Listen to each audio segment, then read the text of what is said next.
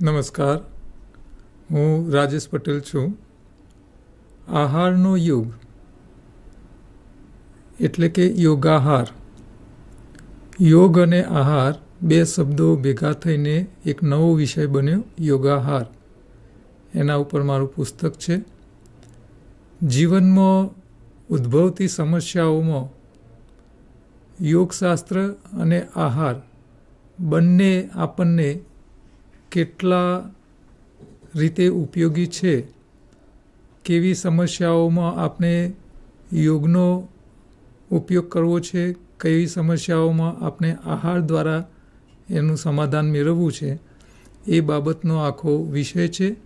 જે વિષયની અંતર્ગત આપણે અલગ અલગ ટૉપિકો ઉપર રોજ ચર્ચા કરીશું.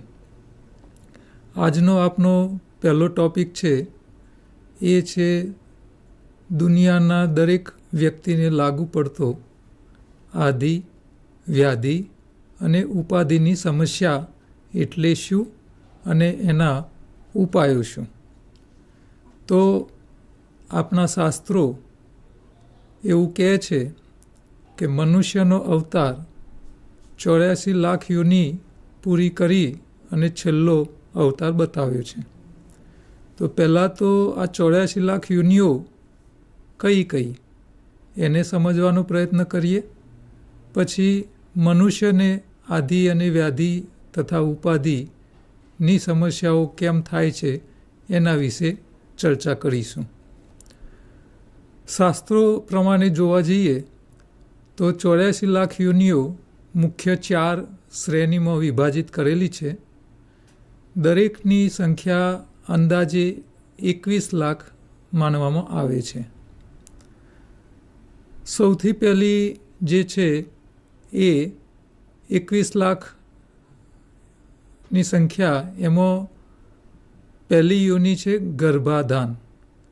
એટલે કે પ્રાણીના શરીરમાં ગર્ભ રહે અને ગર્ભ દ્વારા બચ્ચાનો જન્મ થાય. તો આવી 21 લાખ પ્રકારની યોનિઓ એમાં આવે છે. બીજું છે કે જ્યાં ભેજ છે, પરસેવો છે, આવા વાતાવરણમાં જે જીવની ઉત્પત્તિ થાય છે, જે યોનિઓની ઉત્પત્તિ થાય છે, એવી લગભગ 21 લાખ બતાવવામાં આવી છે. જેમ કે માથામાં જૂ થવી, તો કોઈના માથામાં જૂ પેદા થાય છે તો ત્યાં કંઈ આપણે સ્પેશિયલ ઈંડા મૂકતા નથી જૂના. એ માથામાં જે પરસેવો થાય, શરીરની પ્રકૃતિ, શરીરનો કચરો જે ભેગો થાય, એમાંથી એક નવી યોનિ પેદા થાય છે. તો આવી 21 લાખ પ્રકારની યોનિઓ શાસ્ત્રોએ બતાવી છે. જ્યાં ભેજનું પ્રમાણ વધારે હોય ત્યાં સૂક્ષ્મ જીવોનું પણ પ્રમાણ વધારે હોય અને કરોડો લાખો પ્રકારના સૂક્ષ્મ જીવો પેદા થતા હોય છે. તો આ પણ એક પ્રકારની યોનિઓ છે. ત્રીજા પ્રકારની જે છે એ છે ઈંડા દ્વારા જન્મ લેતી યોનિ. તો મોટાભાગના પક્ષીઓ એ ઈંડા આપતા હોય છે. અપવાદમાં ઘણા પ્રાણી પણ ઈંડું આપતા હોય છે. તો ઈંડું એ પ્રાણીના, પક્ષીના શરીરની બહાર નીકળે છે. ઈંડાની અંદર પોષક તત્વો હોય, એની અંદર જે કંઈ શુક્રકોષ કહો કે જે પણ કહો, જે જન્મ આપવા માટે જવાબદાર હોય, એને પોષણ મળે. ઈંડાનું, એની માતા ઈંડું આપનાર એનું સેવન કરે અને પછી એમાંથી એક જીવ પેદા થાય જે ઈંડું તોડીને બહાર નીકળે. તો જે ઈંડામાંથી પેદા થતી યોનિઓ છે એવી 21 લાખ યોનિઓ કહેવામાં આવેલી છે. અને ચોથું છે સમગ્ર વનસ્પતિ જગત. આ જેટલી બી વનસ્પતિ આ ધરતી ઉપર છે એ તમામ વનસ્પતિઓ એ કાં તો એના બીજમાંથી જન્મ લે છે, એના મૂળમાંથી જન્મ લે છે, એના પ્રકાંડમાંથી પણ જન્મ લેતી હોય છે અને ઘણા પાનમાંથી પણ નવા છોડ પેદા થતા હોય છે. તો આવી 21 લાખ બીજી બીજ અને છોડ દ્વારા યોનિઓ પેદા થાય છે. તો આટલી બધી 84 લાખ યોનિઓ એ એક આત્મા પૂર્ણ કરતાં કરતાં છેલ્લે શાસ્ત્રો એવું કહે છે કે મનુષ્યનો અવતાર આપણને મળે છે. હવે મનુષ્યનો અવતાર એ આત્માનો છેલ્લો અવતાર માનવામાં આવે છે. હવે મનુષ્ય જો સત્કર્મ કરે, પોતાની ઇન્દ્રિયોનો કંટ્રોલ રાખે, તો એ મોક્ષ માર્ગે આગળ જઈ શકે. પરંતુ જો એ ન કરી શકે તો એને પુનર્જન્મ લેવો પડે અથવા બીજી કોઈ પણ યોનિમાં પાછો જન્મ લેવો પડતો હોય છે. તો હવે મોક્ષ માર્ગના જે રસ્તા છે ત્યાં જવા માટે જે ધ્યાન રાખવાનું છે, ઇન્દ્રિયો ઉપર કાબૂ રાખવાનું છે, એ નથી રાખતા એટલે પુનર્જન્મના ચક્કરમાં ફસાતા હોઈએ છીએ. તો આ ધરતી ઉપર રહેતો વ્યક્તિ, કોઈ પણ લેવલનો, ચાહે મોટા સંત હોય, ચાહે મોટા ઉદ્યોગપતિ હોય, ચાહે મોટા નેતા હોય, કોઈ પણ વ્યક્તિ, કોઈ પણ લેવલનો વ્યક્તિ હોય, એને એના જીવન દરમિયાન આધિ, વ્યાધિ અથવા ઉપાધિ આ ત્રણમાંથી કોઈ એક પ્રકારનું દુઃખ હોય છે. આધિ, વ્યાધિ અને ઉપાધિના દુઃખમાં ન હોય એવા લોકો મોક્ષ માર્ગે આગળ નીકળતા હોય છે. તો આધિ, વ્યાધિ અને ઉપાધિ એટલે શું? આપણે એને સમજવાનો થોડો પ્રયત્ન કરીશું. કયા પ્રકારના દુઃખને આપણે આધિમાં ગણીશું, કયા પ્રકારના દુઃખને આપણે વ્યાધિ તરીકે માનીશું અને કયા પ્રકારના દુઃખને આપણે ઉપાધિ તરીકે માનીએ છીએ. આમ તો વ્યક્તિએ દરેક શબ્દની સમજ અલગ અલગ હોય છે, માન્યતાઓ અલગ હોય છે. હું પણ મારી સમજ પ્રમાણે જ તમને આ વાત સમજાવવાનો પ્રયત્ન કરીશ. આધિ એટલે અમે એવું માનીએ છીએ કે તમારા આ જીવનમાં થયેલા કર્મોના ફળ સ્વરૂપે જે કર્મફળ ભોગવવાનું આવે, ચાહે એ દુઃખ રૂપે હોય, ચાહે સુખ રૂપે હોય, તો આ જન્મનું કર્મ હોય અથવા ગયા જન્મનું કર્મ હોય, તો એના ફળ સ્વરૂપે તમને જે જીવનમાં સમસ્યાઓ આવે છે તો એ બધી આધિના વિભાગમાં આવે છે. ઘણી વખત એવું બને કે આખા જીવન દરમિયાન તમે જે કંઈ કર્મો કર્યા હોય એનું ફળ એ જ જીવનમાં ભોગવવા ન મેળ આવે તો ભગવાન તમને પુનર્જન્મ આપે અને પછી બીજા જન્મમાં પણ એનું દુઃખ તો ભોગવવું પડે અથવા સુખ પણ ભોગવવું પડે. એટલે આધિની સમસ્યાઓ કર્મ સાથે જોડાયેલી છે અને ભગવાન કૃષ્ણએ ભગવદ્ ગીતામાં સ્પષ્ટતાપૂર્વક કીધું છે કે જો તમે અકર્મ ભાવે કર્મ કરશો તો કર્મફળના બંધનમાં ફસાશો નહીં અને તમારે આ આધિની સમસ્યાઓ ભોગવવી નહીં પડે. તો આધિ એ કર્મ સાથે રિલેટેડ છે.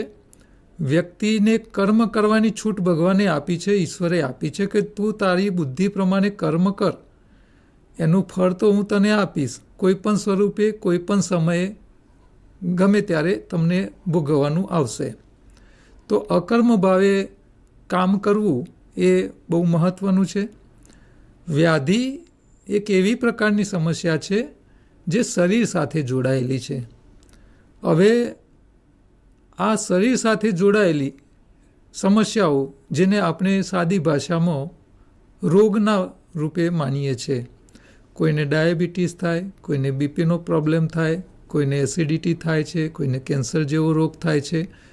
શરદી તાવ જેવા વાયરસજન્ય રોગોથી લઈ અને અશક્ય જેનો ઈલાજ નથી એવા પ્રકારના રોગો પણ એ વ્યાધિની કેટેગરીમાં આવતા હોય છે.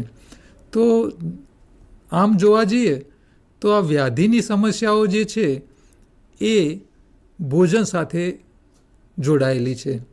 તમે શરીરમાં કેવું ભોજન નાખો છો, શું ખાઓ છો, ક્યારે ખાઓ છો, કેટલું ખાઓ છો, કેવી રીતે ખાઓ છો, આ તમને સમજ હોય તો તમે વ્યાધિની ઉપાધિમાં ફસાવતા નથી અને રોગ પણ થઈ ગયો હોય તો તમે એમાંથી બહાર આવી શકો છો. તો આ વ્યાધિની સમસ્યાઓ એ શરીર સાથે જોડાયેલી છે. અને ઉપાધિ એક એવી સમસ્યા છે કે જેની જીવનમાં જરૂર નથી. છતાં આપણી ઇન્દ્રિયોના ગુલામીના કારણે આપણે ન કરવાના કર્મ કરીએ છીએ. જેમ કે શરીરને વ્યસનની જરૂર નથી, પણ છતાં જો આપણે વ્યસન ચાલુ રાખીએ તો જેવું વ્યસન કરીએ એ પ્રમાણે એની સમસ્યાઓ પેદા થાય. તમાકુ એ શરીરનો ખોરાક નથી, પરંતુ છતાં આપણે રોજ ખાઈશું તો શક્ય છે કે એના કારણે તમને કેન્સર જેવી ઉપાધિ આવે. તો આ એ રોગ નથી, એ ઉપાધિ છે. કેમ કે એની જરૂર નથી, છતાં તમે જાતે એને વોરી છે.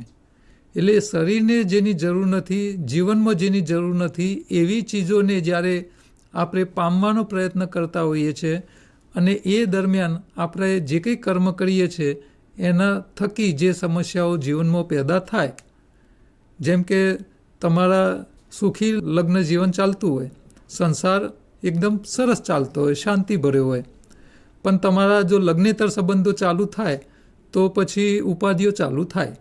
તો એ આપણે જાતે ઊભી કરેલી ઉપાધિઓ છે. તો આધિ, વ્યાધિ ને ઉપાધિ, આ ત્રણેય પ્રકારની કોઈને કોઈ સમસ્યા દરેક વ્યક્તિ પીડિત હોય છે.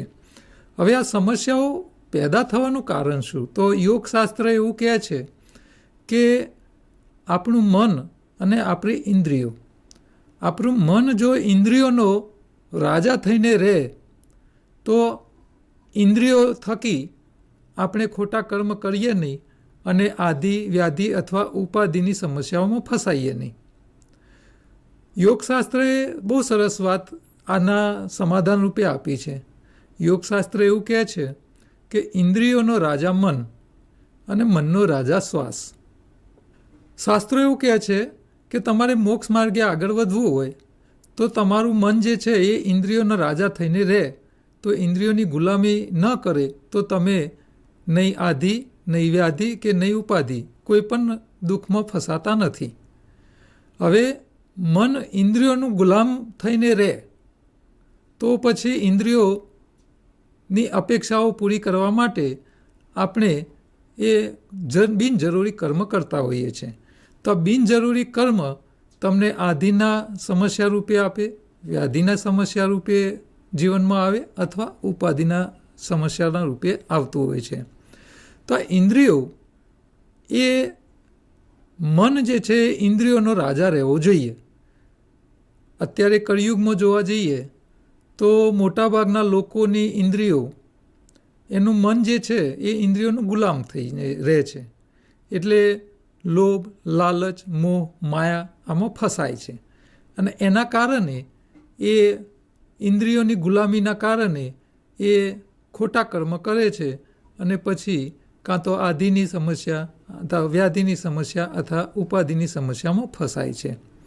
તો આ જીવનમાં ઊભી થતી સમસ્યાઓનું મૂળ કારણ છે ઇન્દ્રિયોની ગુલામી.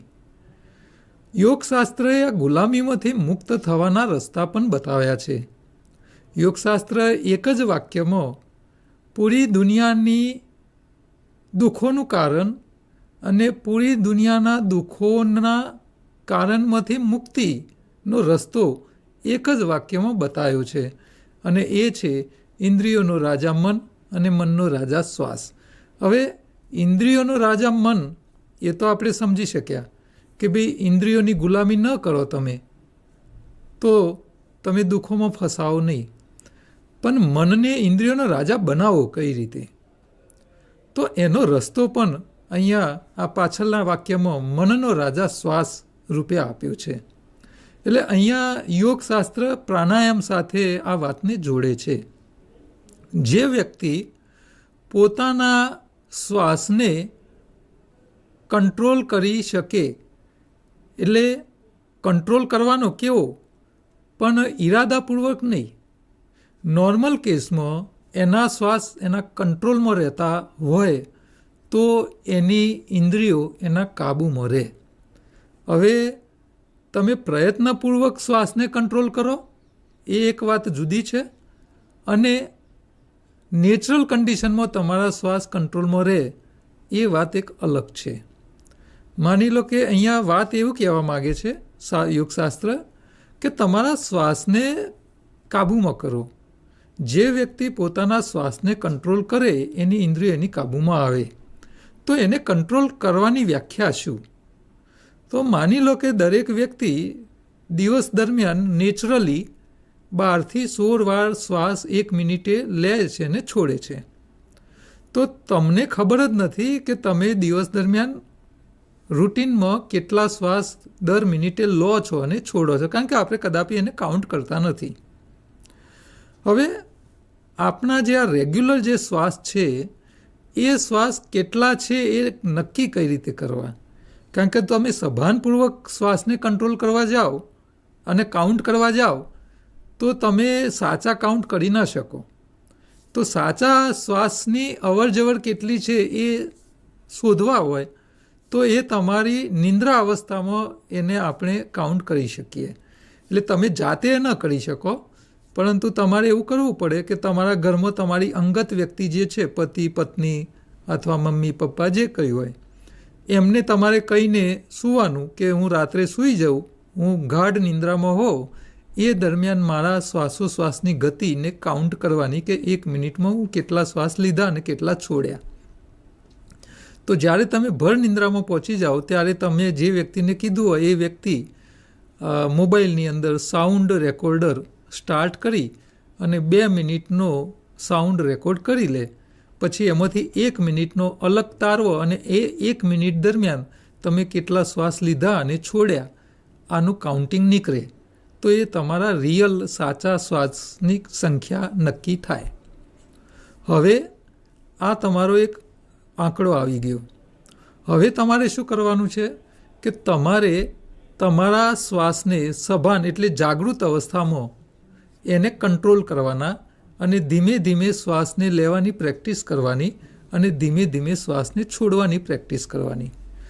જ્યારે તમે આ પ્રેક્ટિસ લાંબો સમય કરો છો પછી તમારા રૂટીન જે શ્વાસ નોર્મલ કેસમાં નેચરલી શ્વાસોશ્વાસની જે સંખ્યા છે એ ધીરે ધીરે ઘટતી જાય છે.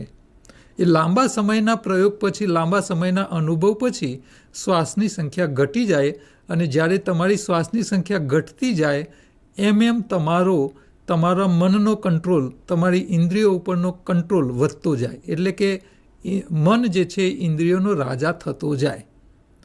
તો આ એક પ્રયોગ આપણા યોગશાસ્ત્રોએ અદ્ભુત આપ્યો છે ઇન્દ્રિયોની ગુલામીમાંથી મુક્ત થવાનો.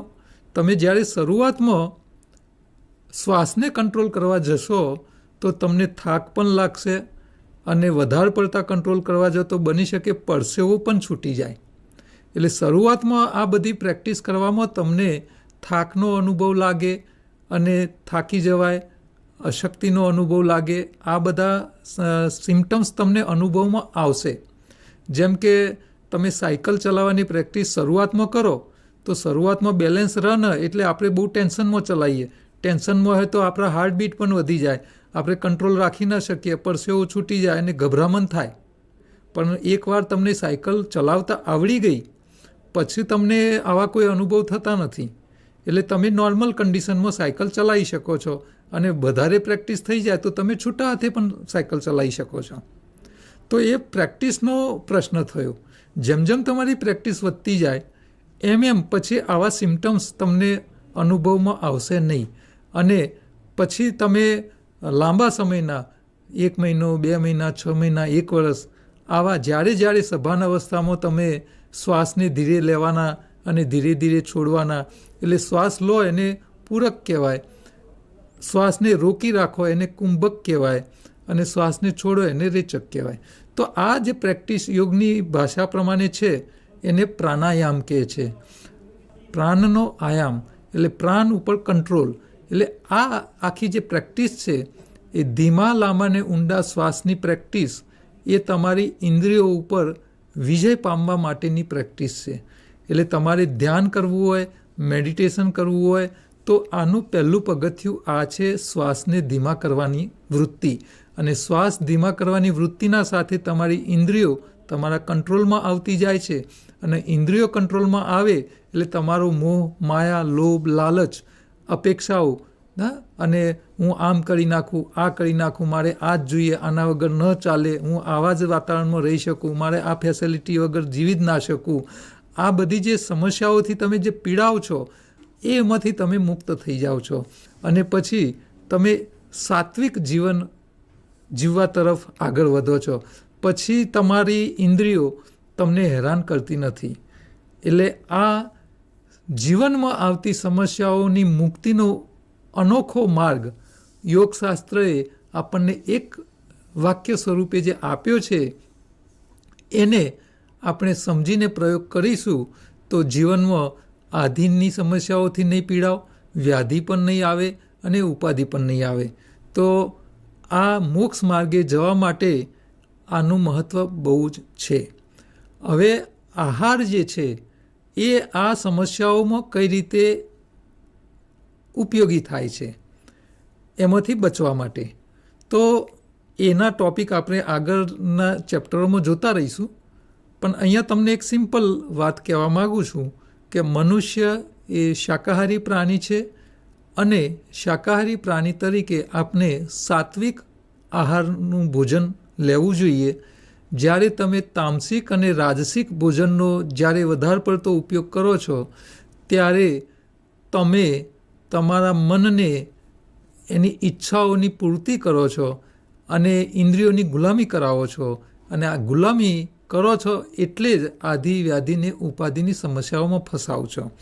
એટલે એ વાતો આપણે આગળના ચેપ્ટરમાં જોઈશું.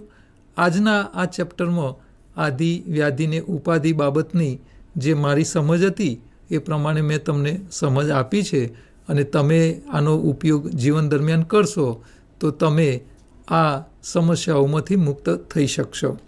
આમ તો આપણો જે મુખ્ય વિષય છે યોગાહાર, આહારનો યોગ, એના દ્વારા આપણી સમસ્યાઓમાંથી મુક્તિ કેમ મેળવવી એમાં ઘણા બધા ટૉપિક છે અને દરેક ટૉપિક ઉપર આપણે વિગતે વાતો કરવાની છે. તો આજનો આ ટૉપિક અહીંયા પૂર્ણ કરીએ છીએ. નમસ્કાર.